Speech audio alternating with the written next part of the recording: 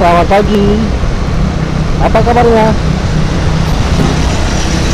Semoga di pagi hari ini kalian masih sehat, lahir dan batin, dan diberikan kelancaran baik usaha ataupun kelancaran rezekinya. Amin ya rabbal alamin. Di pagi yang cerah ini kita akan mencoba membahas kembali mengenai YouTuber pemula. Apa yang akan kita bahas pada pagi ini? Simak dalam video ini.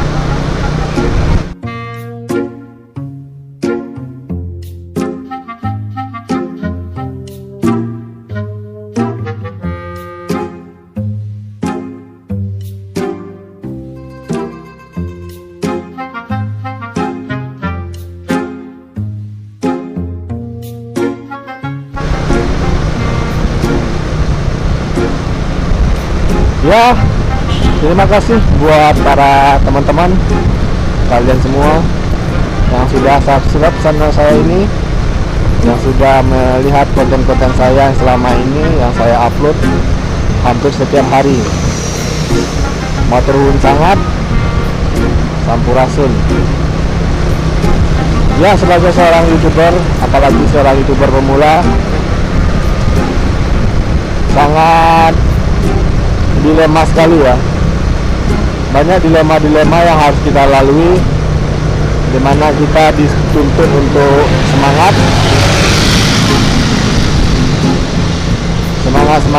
terus untuk membuat konten-konten yang menarik, dan juga membuat konten-konten yang bermanfaat. Bahkan ada beberapa konten yang bermanfaat sekalipun tidak, malah view-nya lebih sedikit dibanding konten yang tidak bermanfaat gitu.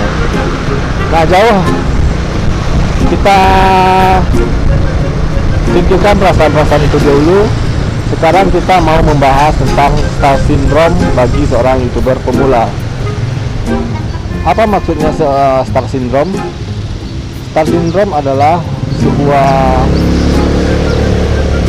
sindrom atau gejala atau perasaan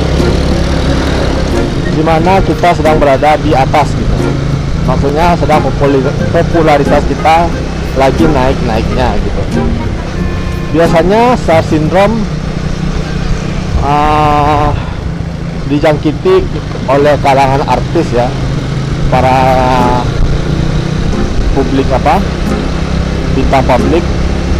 Namun star syndrome juga bisa mengena bagi seorang YouTuber pemula.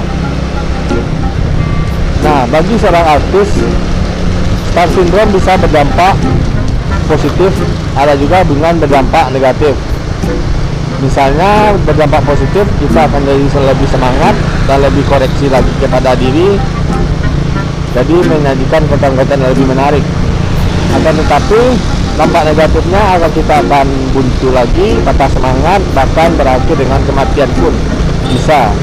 Hal ini bisa banyak kita lihat pada artis-artis Korea, K-pop kan.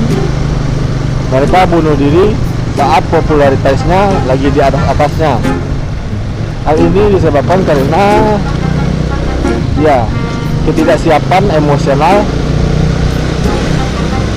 menyikapi posisinya lagi di atas, untuk menyikapi para netizen, hater yang selalu berbalik menyerang di saat kita lagi tinggi-tingginya. Nah, pembahasan sederhana masalah star syndrome bagi seorang YouTuber pemula. Saya umpamakan sebuah contoh. Yang pertama, apabila kalian membuat sebuah konten dan akan kalian upload, kalian harus siap dengan apa itu netizen atau buzzer atau warga plus 62 gitu. Ingat, warga plus 62 Indonesia itu sangat jam. Ada yang merespon positif, ada yang merespon negatif. Nah, apabila kalian sudah menyiapkan diri sebagai seorang content creator atau public figure, kalian harus siap juga menghadapi tentang netizen atau hater yang kalian hadapi. Misalnya ada beberapa YouTuber jengkel gitu masalah bulian-bulian atau hater-hater yang ada di kolom komen. Bahkan ada juga yang membuat reaction gitu, reaction balik dengan berupa konten-konten yang langsung menohok kepada hater-hater. Apakah itu baik? Apakah itu benar gitu? Nah, mari kita bahas. Sebagai seorang YouTuber pemula, kita memang tidak dipungkiri menghadapi hater-hater tersebut. Bagaimana menyikapinya? Nah, ini perlu kalian garis bawahi. Kalian tidak harus menyikapi hater-hater tersebut sebagai bulian. Anggaplah hater-hater tersebut sebagai penambah semangat. Dan apabila kalian merasa sakit hati terhadap hater tersebut, kalian berarti belum siap menjadi seorang public figure atau seorang YouTuber. Nah, jadi makanya menyikapinya adalah yang pertama, enjoy aja, dibaca, ditelaah, gitu. Kalian nggak harus meletupkan emosi kalian kepada sebuah konten balik reaksi. Bahkan itu akan membuat hater tersebut lebih banyak menyerang kalian. Baiknya kalian diam aja, tenang aja, cool, nggak usah ada reaksi apapun, seolah-olah nggak ada apa-apalah gitu. Kalian bisa membalas kok komen mereka dengan yang sopan gitu, misalnya dengan kalimat-kalimat positif, nggak usah kalimat-kalimat negatif yang langsung reaktif, karena itulah yang diminta oleh hater-hater kalian. Jadi kalian santai aja, nggak usah jadi sindrom takut atau jadi nggak semangat lagi konten karena kalian dibully gitu kan. Jangan, nggak usah. Buatlah konten-konten teruslah berproduksi, teruslah meningkatkan kreativitas. Jadilah seorang public figure yang budiman, jangan public figure yang reaktif. Nah, jadi menurut saya kalian balas aja komen tersebut dan jangan memunculkan spekulasi-spekulasi yang lebih. Apabila kalian membuat konten reaktif terhadap pelaku hater atau pelaku netizen kalian, itu akan berdampak balik kepada kalian. Orang tidak akan respon lagi kepada kalian, orang tidak akan lagi melihat lagi channel kalian, dan juga orang lain memandang bahwa kalian itu lemah, kamu itu lemah, kamu itu hanya sekedar digeletak aja udah ciut gitu. Nah, sebaiknya kalian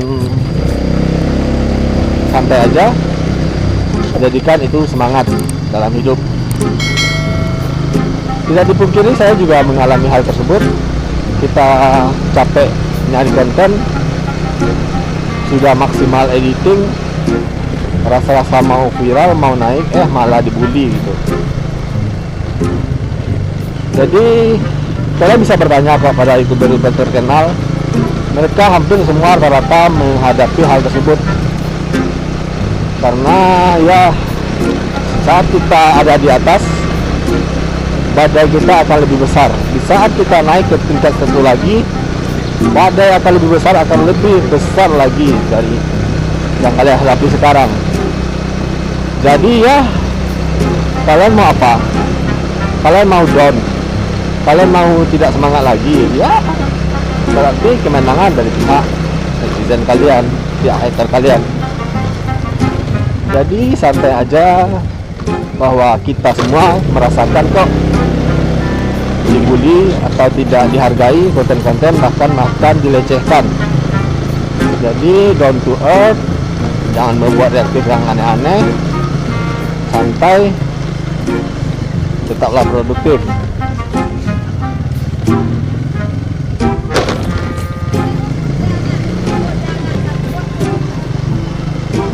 Sekian dulu konten kita YouTuber pemula dari kampus Unan Limau Manis.